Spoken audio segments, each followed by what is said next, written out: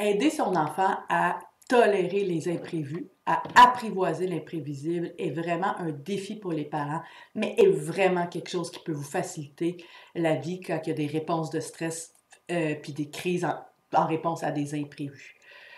Aussi, c'est des choses, les stratégies que je vous donne aujourd'hui, c'est des choses qui sont faciles à faire au quotidien, qui sont accessibles, la plupart sont ludiques, amusantes. Donc, je vous invite à écouter ceci et voir comment vous pouvez les intégrer au quotidien. Si l'idée de prévisibilité, de tolérance à l'imprévisibilité et même les termes d'erreur de prédiction vous intéressent, on a une vidéo complète de 45 minutes sur le sujet disponible gratuitement sur notre site web. Donc, je suis Julie Coutias, je suis ergothérapeute à la Boussole familiale. Donc, le principe que je vous parle aujourd'hui, c'est le concept d'imprévu. Donc, imprévu, c'est quelque chose qui est surprenant pour nous et dont on ne comprend pas de où est-ce que ça vient. Donc, on n'a pas une compréhension de qui a le contrôle de la situation rapidement. Ça fait la distinction d'une surprise, où est-ce que une surprise, c'est comme quelque chose qui est imprévu pour nous, mais on le sait qu'il y a une personne qui l'a contrôlé, qui l'a fait. Donc, c'est beaucoup plus facile à tolérer, mais parfois, ça peut être difficile pour certains enfants, juste tolérer les surprises. Donc, si on parle des imprévus de façon générale, une façon de les aider à apprivoiser l'imprévisibilité, c'est de se familiariser avec le concept d'imprévu avant qu'il y ait des grosses crises de colère dans le quotidien et dans le jeu. Donc, les stratégies qu'on va utiliser vont être sur deux plans. D'un bord, le but, c'est d'essayer de modéliser une réaction à l'imprévu. Donc, quand vous vivez un imprévu, vous pouvez le dire, ou quand votre enfant, vous allez dans un jeu, puis que chacun fait son tour à faire vivre un imprévu, vous pouvez être là pour le modéliser. Puis, le but dans le modéliser, c'est de modéliser la présence de la réaction à l'imprévu de manière tempérée. Donc, c'est-à-dire que le but, c'est pas toujours de dire ah, c'est un imprévu, mais c'est pas grave, c'est drôle, puis rendre banaliser les émotions plus difficiles à, à, à, à digérer pour un enfant qui vit un imprévu, parce qu'il va avoir de la misère à s'associer à ce que vous vivez. Le but, c'est de le tempérer, mais proche de ce que l'enfant vit. Donc, si l'enfant vit de la peur, par exemple, puis là, vous faites quelque chose vous jouez un imprévu, puis vous voulez l'aider à apprivoiser la peur suite à un imprévu. Donc, vous pouvez dire, oh boy, ça m'a fait un peu peur. Je vais prendre une respiration. OK, je vais essayer de trouver des solutions. Donc, vous essayez de le rejoindre un peu plus proche de ce qu'il est versus faire une version très théâtrale, rose de l'imprévu, qui ne va pas être aussi efficace si l'enfant, quand il vit une situation d'imprévu, n'est pas du tout capable de vivre rien de ce que vous représentez dans cette situation-là. Quand on est dans le jeu puis qu'on est dans le rire, là, on peut vraiment s'exclaffer et rire parce que les imprévus, on va voir, on va les travailler aussi dans le jeu. Donc, côté modélisation, c'est de faire attention à pas juste être dans la théâtralité, d'être des fois dans la nuance, puis dans ce qu'on voudrait que l'enfant fasse. Donc, on veut modéliser ce qu'on voudrait que l'enfant fasse. Et d'un autre côté, ce qu'on veut faire, c'est aider l'enfant à apprivoiser l'imprévu. Donc, à travers les jeux qui provoquent de l'imprévu, à travers juste la reconnaissance qu'il y a des imprévus, puis que l'enfant s'en était pas rendu compte, mais lui montrer qu'il est capable de le tolérer. Dans le vidéo qu'on a déjà publié, dans le webinaire, je vous ai partagé mon hymne à l'imprévu qu'on a beaucoup utilisé dans ma famille. Je vais vous le rechanter, mais c'est pas parce que j'aime chanter en public, mais c'est parce que c'est vraiment quelque chose qui a été super clé dans notre famille. Donc, quand il y a un imprévu, puis qu'on est dans une situation où est-ce qu'on n'a pas de crise, de très grosses réactions, mais ça peut être des inconforts, ben, j'ai commencé à chanter « C'est un imprévu ». Pour un peu mettre un peu le regard sur le fait que c'était pas prévu.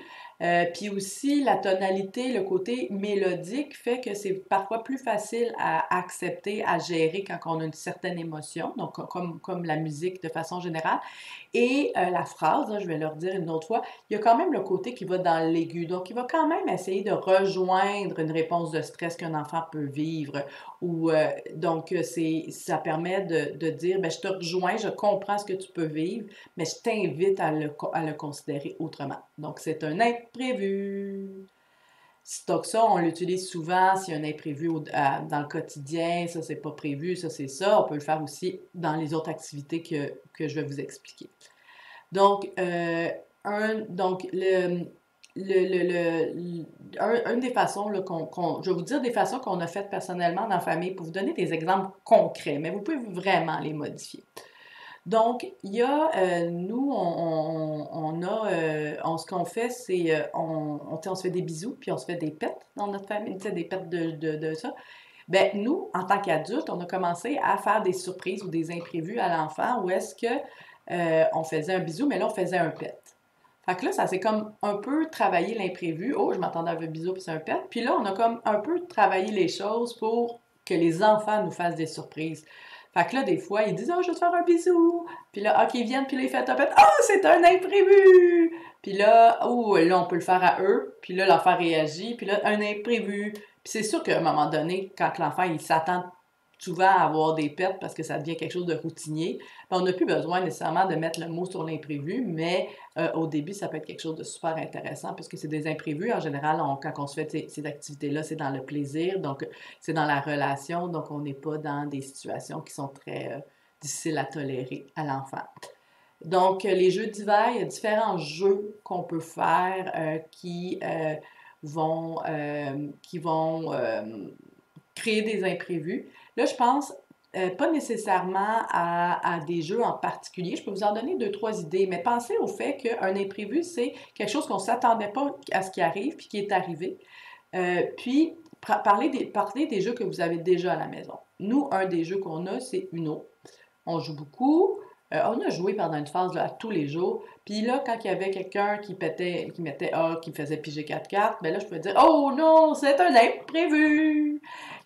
Puis aussi essayer de le modéliser. Donc, je le modélise, mais aussi de voir est-ce que l'enfant est capable de tolérer à ce que je le dise. Oh, t'as pigé des cartes, est-ce que c'est un imprévu? Donc, un peu de l'intégrer dans ces jeux-là que vous faites déjà. L'autre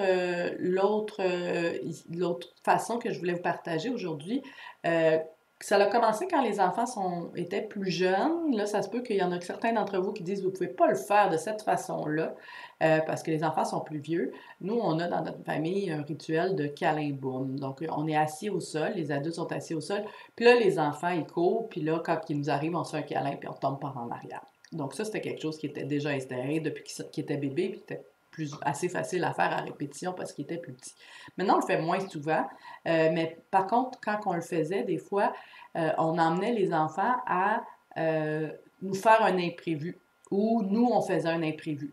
Par exemple, l'enfant arrivait, puis là, au lieu de tomber par en arrière, ben, je le levais dans mes bras. Je disais, oh, est-ce que c'est un imprévu? Donc, on crée des imprévus, puis on emmenait l'enfant à le tolérer graduellement, mais surtout aussi, on mettait le nom imprévu. On peut le faire avec la chanson, avec les mots, pour que quand on en reparle plus tard en gestion de stress, puis là, je vous invite vraiment à regarder l'autre vidéo, bien, ça soit un concept qui soit connu.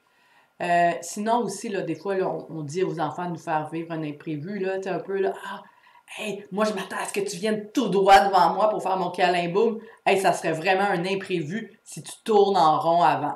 Fait que les premières fois, c'est clair que ça dépend de l'âge de vos enfants. Les premières fois, c'est pas vraiment un imprévu, mais là, l'enfant, il réalise qu'il peut faire des imprévus. Puis moi, j'ai eu ma petite fille qui était rendue habituée à créer des imprévus. Puis des fois, elle arrivait, puis elle faisait semblant de courir vers moi, puis elle passait juste à côté, tu sais. Puis elle riait, là, elle savait que c'était un imprévu. Fait que là, évidemment, les premières fois, on disait c'est un imprévu. Là, c'est quelque chose qui est quand même très intégré chez nous. Donc, je chante un peu moins souvent.